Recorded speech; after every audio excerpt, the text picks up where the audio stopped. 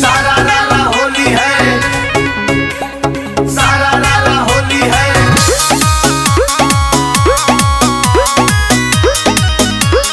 होली है।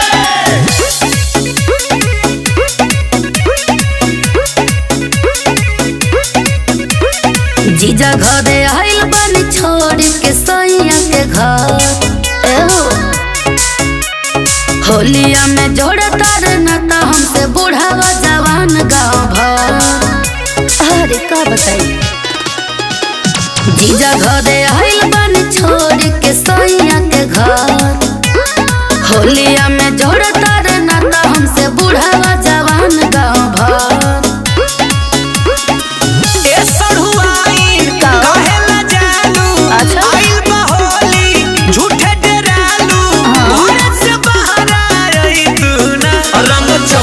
चपक डलवाई तू ना, चपक चपक डलवाई तू ना, चपक डलवाई तू ना। अब आ गई यहाँ से।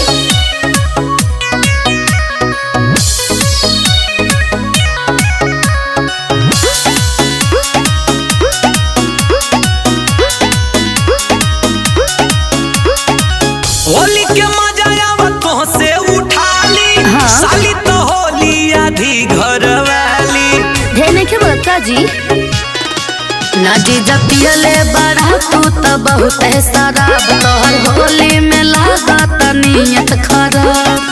जीजा के अपने दिल न तोड़ा, कुछ न होई टेंशन छोड़ा। होली के शोभा बढ़ाई तू ना, रंग चपक चपक डलवाई तू ना, रंग चपक चपक डलवाई तू ना, चपक चपक डलवाई तू ना।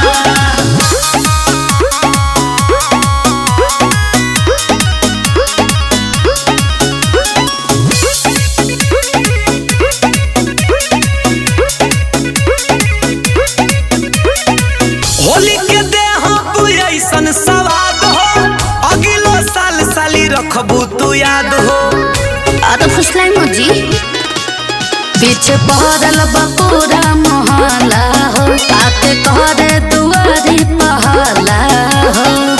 आइल बारू ढेर दिन बाद हो। अच्छा। हम कितना छोड़ी है तोहरा के आज हो। सुधीर से गाल रंगवई तू ना, रंग चपक चपक डलवई तू ना, रंग चपक चपक डलवई तू ना, चपक चपक डलवई तू ना। अरे हटी ना जीजा जी।